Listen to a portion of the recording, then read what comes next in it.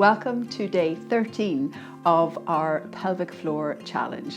So 13 out of 30, we're almost halfway there. I hope that you're still with me. It is of course getting a little bit harder each day, and today isn't going to be anything but harder again. So we have been working a lot on co-contractions in the lower limb.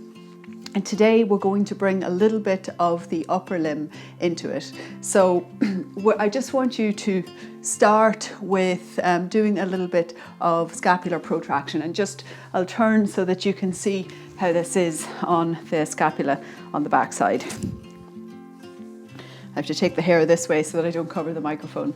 Okay, so you'll need a little block for this exercise. Now we are going to be going into all fours and doing the co-contraction in all fours, but I want you just to start with bringing your block up so that it is straight out in front of you. And then I want you to protract your scapula and then retract.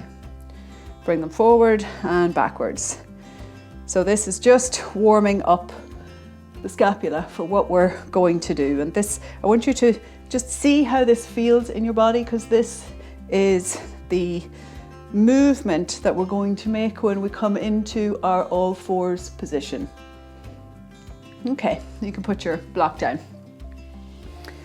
Now, we're going to come around into an all fours position. So that is stacking the knees underneath the hips, the ankles in line with the knees, and the hands underneath the shoulders. Now, I want you to do the scapular protraction here. So just allow yourself to relax down. So you see I'm kind of slumped in my shoulders, and then press away. And I'm pressing away with my mid hand. So very much focus on the knuckle of the index finger and just gripping a little with my fingertips as I do this. So let's just do a few of those here. So you take your RPE4 contraction in your pelvic floor and just hold that contraction while you do these. Just press up and that back to neutral. Press up, back to neutral. Press up, back to neutral. Press up, back to neutral. Press up and back to neutral. Okay, let go of your pelvic floor contraction and come back.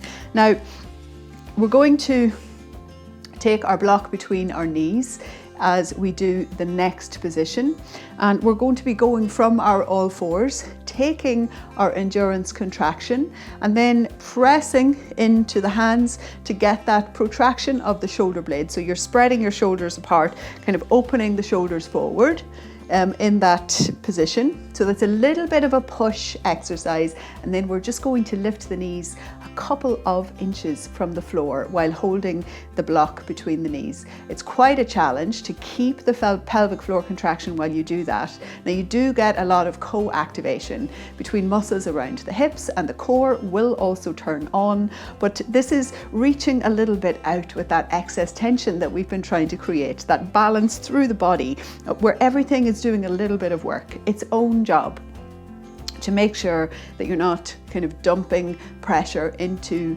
areas where the pressure shouldn't be going. So like a pelvic organ prolapse, for example.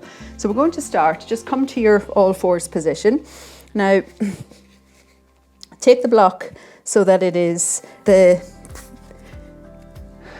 side width apart, and you're going to put it so that it is squeezed between the knees and just going back a little, so you have a little bit of a grip on it, and then come onto your toes on the back side. Now we're going to place the hands into the floor, so you make sure that you're still stacked. So you want to make sure that hips are stacked over the knees, the hands are stacked so that the shoulder is over the elbow, is over the wrist. Take that little grip with the fingers, press that index finger knuckle into the floor, and the fingers are spread nice and wide here.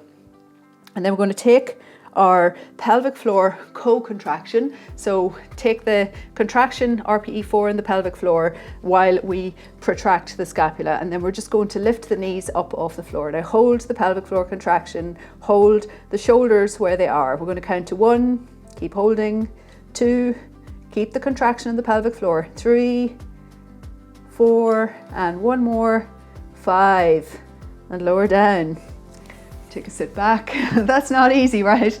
And I'm sure you felt there's a little bit of everything coming on when you do that. It's not just a simple pelvic floor and shoulder co-contraction, you're actually working on very many different muscles in that position. But if you were able to hold that little contraction on the pelvic floor throughout that movement, it's a really good sign that you're getting a little bit of control. Now, as I said, in the bonus video that you would have received on the email link at the start of the week, that is going to happen automatically at some point. So if you were to do that without creating the co-contraction will happen automatically. That is what we're working to create, a reprogramming of balance, of tension neurologically through the body. So coming back down, we're again going to turn out the toes, bring the block to where it should be, there between the legs. Make sure that the hips are stacked over the knees.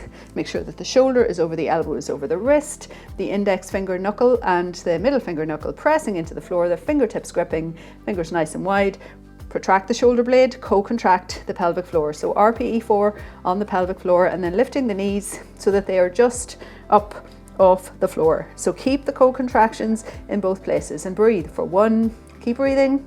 Keep the co-contraction, 2, keep breathing, keep holding, 3, 4, and 5. Lower down. Okay, we're only going to do one more of these, don't worry. I know this is really intense. If you're not used to doing this, it's very, very difficult.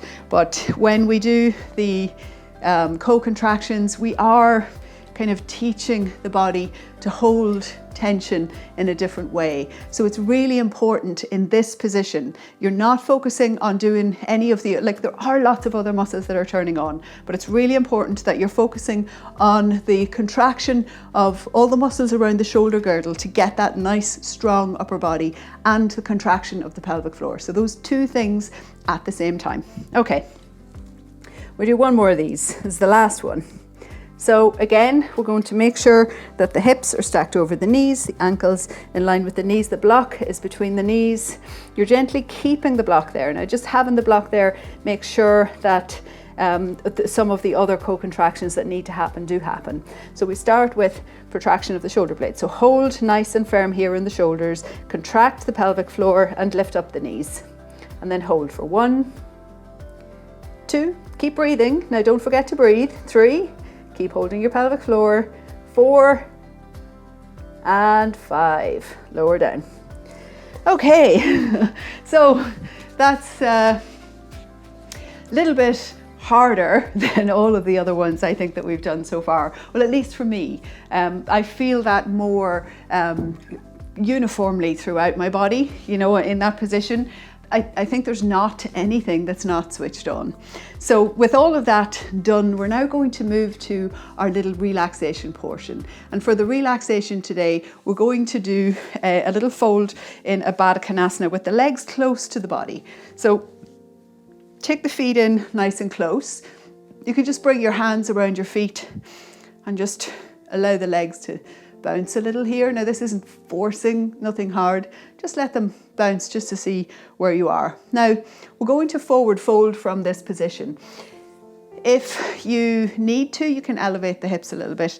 If this is very uncomfortable to let the legs open like this, you can put something underneath the legs to give a little bit of support. But if you don't put anything underneath the legs, that's also good, because as you allow yourself to come forward and as the time passes, you can get a little bit more opening in the legs. So we're going to do this one just for 3 minutes today. And this will help to release everything that we've been working on. Your shoulders are going to get a really nice release as you allow yourself to fold forward. So coming into your forward folded position, just let the head hang, let the weight of the head and the weight of the chest rest forward. And over the course of the 3 minutes that we're in this position, the weight of your chest will gently expand the little bit of space that you have between each of your vertebrae. So giving all of those little discs a chance to pull in some fresh nutrients, helping with rejuvenation. Notice how it feels on the insides of your legs. Just allow the tension there to slowly dissipate. Notice the knees. Shouldn't feel any discomfort around your knees. If you do, then just change your position slightly or take a little bit of support. Notice the neck. Can you let go of your neck? Can you allow it to hang? Allow the weight of the head to be heavy. And notice your breath. Are you allowing the body to breathe for you? Bring your awareness to the soles of the feet, the palms of the hands, and the top of the head. And try to relax everything in between. Let your shoulders surrender the weight of your arms, making sure that there's no grip, that you're not holding in any way.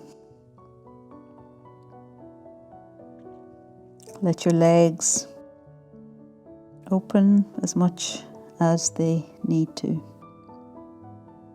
Notice how it feels through the pelvic floor, focusing first on the back side of the pelvic floor. Can you allow all of the tissues on the back of the pelvic floor to gently lengthen? Then bringing the awareness around through to the front of the pelvic floor. So the adductors getting a stretch here and gently pulling on the connective tissue that connects them through to the pelvic floor, which gives a little stretch. Quite a lot of that focus is on the front of the pelvic floor, so try to allow that part to relax and soften so that it can stretch a little more. And then starting to take the first of 3 long, deep breaths. With each inhalation, breathing through the spine. With each exhalation, allow the rib cage to become heavier, allowing the body to relax a little more forward. Inhaling deeply and exhaling completely. One more deep inhalation. And as you exhale, gently bring the palms to face down, slowly walking the fingers in towards the body. The head is still hanging, coming up very slowly, very mindfully. Bring the hands around onto the outsides of the legs, draw the knees in towards each other, and give yourself a little hug.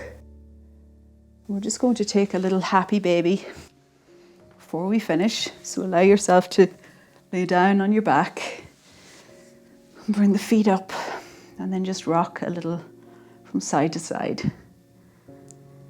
So happy baby, happy husband, happy lover, whatever you like to call this one. This is one of my favorite releases. And coming back up.